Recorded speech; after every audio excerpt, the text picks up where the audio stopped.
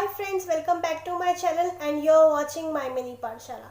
दोस्तों, आज हम बात करने वाले हैं स्टम्बर्ड चाइल्ड या ज़िद्दी बच्चों के बारे में कि इनके अंदर ये ज़िद्दीपन आता कैसे है और हम इसे कैसे ओवरकम कर सकते हैं। पहले स्टार्ट करते हैं कि ये ज़िद्दीपन इनके अंदर आता कैसे है। दोस्तों, ये ज़िद्दीपन इनके अंदर ऐसे आ सकता है कि आपकी पेरेंटिंग स्टाइल जो है वो बहुत ही जब डोमिनेटिंग हो जाती है, आप उन्हें ऑर्डर देते हैं, उनकी सुनते नहीं हैं। बेसिकली उनकी प्रॉब्लम नहीं सुनी जाती। एज अ टीचर और अ पेरेंट्स दोनों की ही बात कर रही हूँ मैं। उनकी प्रॉब्लम्स नहीं सुनी जाती और उनके अंदर जो है वो अपने डिसीजन, हमारे खुद के डिसीजन थोपे जाते हैं। तो वो जो है उनके इमोशनल बिहेवियर में बहुत ज़्यादा आपको डिस्टर्बेंस देखने को मिल सकती है और चाइल्ड जो है वो स्टनबर्न बन सकता है, यानी ज़िद्दी बन सकता है।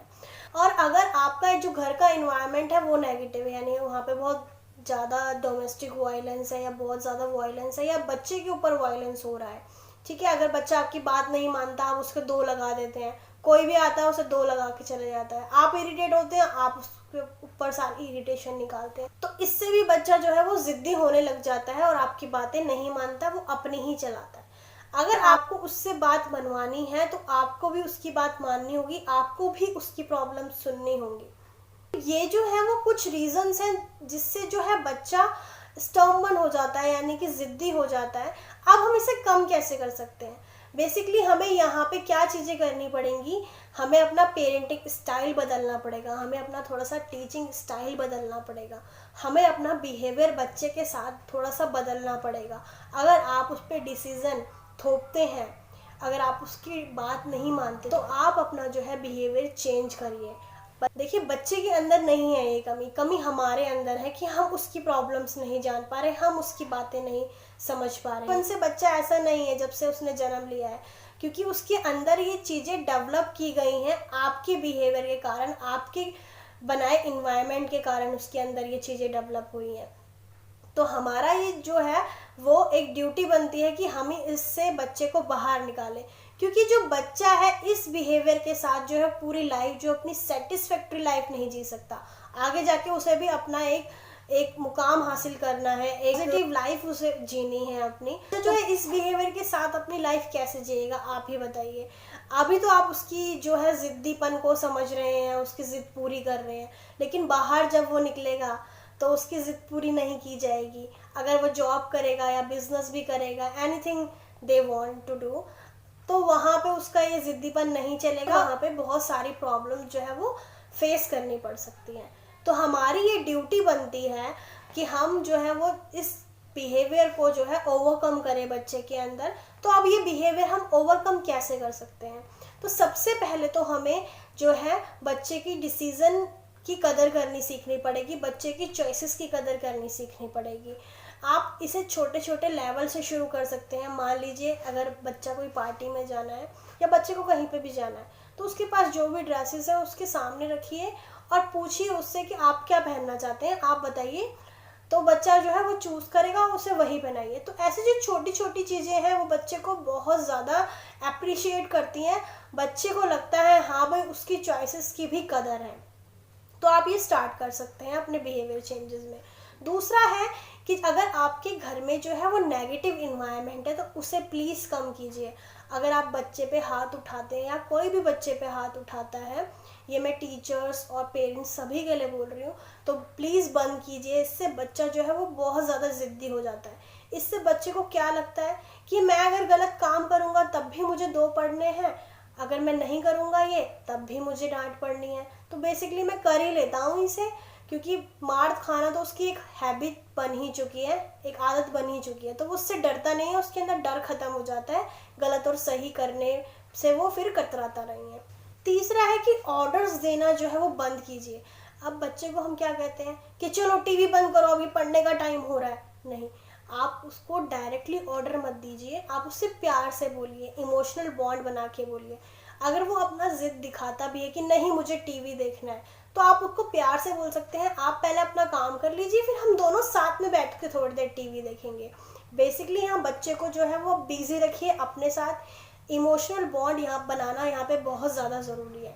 फॉर एग्जाम्पल, बच्चा टीवी देखने की या मोबाइल देखने की ज़िद करता है, तो आप उसके साथ थोड़ी देर 10-15 मिनट देखिए टीवी, या मोबाइल, जो भी आप देखना चाहते हैं, फिर आप उससे कीजिए। यहाँ पे स्ट्रेटेजी आपको यूज़ करनी पड़ेगी, ठीक है। बच्चे को उस चीज़ से, उसकी ज़िद को ना पूरा करने के लिए आपको यहाँ पे स्ट्रेटेजी यूज़ करनी पड़ेगी, ठीक है, ताकि बच्चे को पता भी ना चले और काम भी हो जाए आपका। तो आप कह सकते हैं मुझे तो काम है, आप क्या मेरी हेल्प करवाओगे इस काम के लिए, तो बच्चा आपको कभी भी मना नहीं करेगा। तो आप बच्चे को है अपने साथ जो है वो बिजी रखिए, अपने साथ इमोशनल बॉन्ड बना के रखिए, ताकि बच्चे को जो है वो जिद करने का मौका ही नहीं मिले, वो आपके साथ एक बॉन्ड में रहे। फोर्थ है, अपनी इरिटेशन बच्चे पे मत निकालिए प्लीज़। मैंने देखा है कि जो पेरेंट्स होते हैं, अगर कहीं लड़ाई होती है या कोई भी इरिटेशन होती है उनकी ऑफिस की या कहीं की भी, तो वो बच्चे पे निकाल देते हैं, उनको मारकर या उनको गुस्सा कर कर। तो इससे क्या होता है, जो बच्चे का इमोशनल बॉन्ड है आपके साथ, वो बहुत ही ज़्यादा वीक पड़ने लग जाता है। वो आपकी बातें नहीं सुनता, वो अपनी ही जिद वहाँ पे करेगा कि मुझे ये करना है तो मुझे ये करना ही है। लेकिन अगर आप इमोशनल बॉन्ड में रहेंगे बच्चे के साथ, आप बच्चे को ठीक से समझाएंगे उसके प्रैक्टिकल कॉन्सिक्वेंसेस, तो बच्चा आपकी बात ज़रूर सुनेगा। फिफ्थ है कि कोई भी बच्चा अगर काम करता है, अगर आप चाहते हैं वो काम ना करे, बच्चा जिद दिखा रहा है अपनी, तो आप उसको ध्यान से बैठा के शांत करके, आपको यहाँ पे पेशेंस बनाना बहुत ज़रूरी है, अपना पेशेंट लेवल क्रिएट करना यहाँ पे बहुत ज़रूरी है। आराम से बिठाइए और उसको समझाइए उसके प्रैक्टिकल कॉन्सिक्वेंसेस, उसके पॉजिटिव कॉन्सिक्वेंसेस। मान लीजिए बच्चा हरी सब्जी नहीं खाता, तो उसको बताइए कि हरी सब्जी खाने से आपकी आंखें तेज होंगी, आपका दिमाग तेज होगा। बेसिकली यहाँ पे प्रैक्टिकल चीज़ें आपको बतानी है ताकि बच्चे में थोड़ी सी मेच्योरिटी आ पाए। और आप ऐसा भी मत कीजिए कि बिल्कुल एक साथ हाई लेवल का शुरू कर दीजिए।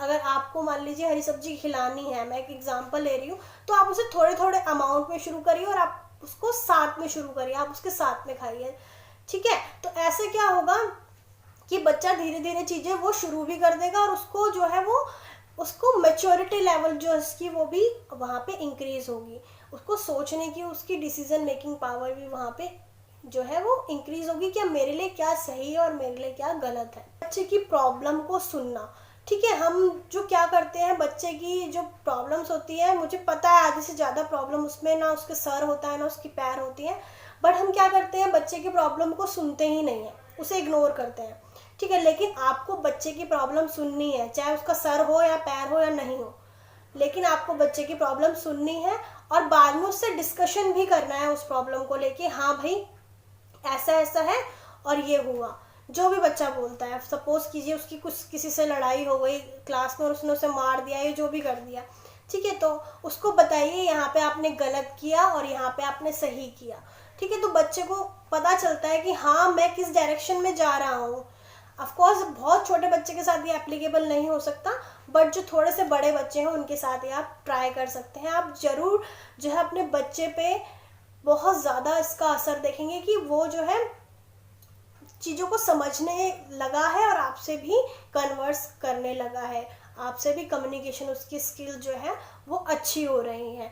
अगर आपसे उसकी कम्युनिकेशन स्किल अच्छी हो रही है तो इसका मतलब वो आपकी बात ज़रूर मानेगा।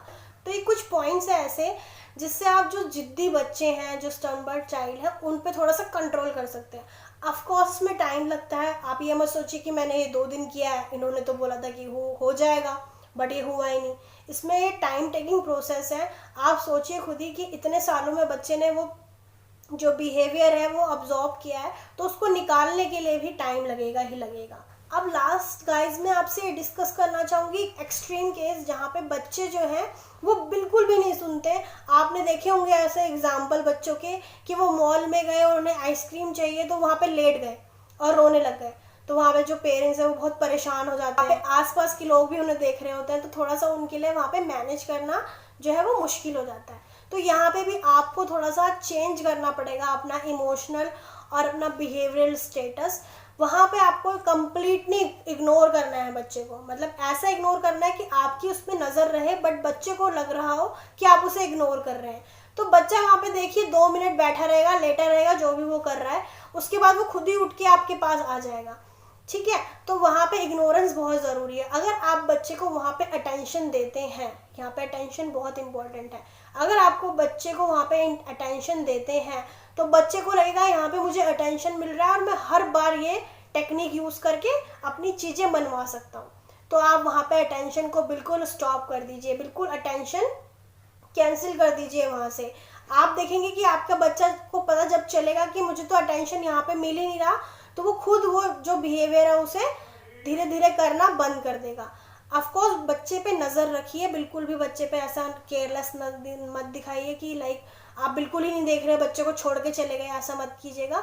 वहाँ पे आसपास ही रहिएगा, उस पर नज़र रखिएगा, लेकिन बच्चे को ये लगना चाहिए कि मुझ पर अटेंशन नहीं दी जा रही है। तो बच्चा ऑटोमेटिकली कुछ टाइम बाद वो चीज़ें करना छोड़ देगा, जब उसे पता चलेगा कि यहाँ पे तो मुझे अटेंशन ही नहीं दी जा पा रही। अटेंशन बहुत टाइप की हो सकती है, लाइक नेगेटिव टाइप की अटेंशन भी हो सकती है कि आप बच्चे को मारें, वो भी नहीं आपको करना है, क्योंकि बच्चे उसको वो भी अटेंशन चाहिए कि आप उसे मार रहे हैं, आप उसको संभाल रहे हैं, आप उसको उसकी केयर कर रहे हैं। कोई भी टाइप की अटेंशन आपको नहीं देनी है, इसीलिए आपको यहाँ पे कम्युनिकेशन अटेंशन बिल्कुल कट करनी है। तो गाइस ये कुछ टिप्स एंड ट्रिक्स थी जो आप यूज कर सकते हो अपनी डेली लाइफ में। बच्चे का जो जिदपन है, इससे जो स्टर्नबर्ड चाइल्ड है, कुछ हद तक कंट्रोल हो पाएंगे। ऑफकोर्स ये थोड़ी सी टाइम टेकिंग होती है, बट आप देखेंगे कि बच्चा जो है वो ट्रैक पर आ रहा है। तो आई होप गाइज ये वीडियो आपको पसंद आई होगी। Please like share and comment करना मत भूलिएगा।